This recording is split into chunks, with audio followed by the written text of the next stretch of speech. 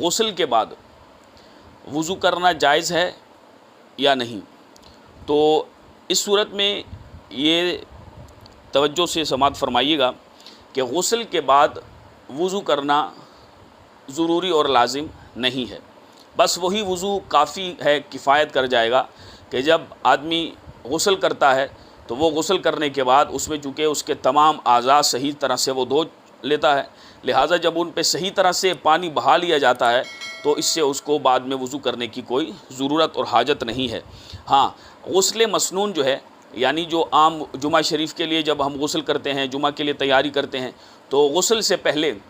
وضو کر لیا جائے، جیسے کہ عام روٹین میں وضو کیا جاتا ہے تو اس میں اچھی طرح سے وضو کر لیا جائے اور بعد میں جو ہے وہ اس کے بعد غسل کیا جائے، تو لہٰذا غسل کے بعد پھر وضو کی حاجت نہیں ہے۔ اگر پہلے وضو نہ بھی کیا غسل سے تو پھر بھی غسل کے بعد وضو کی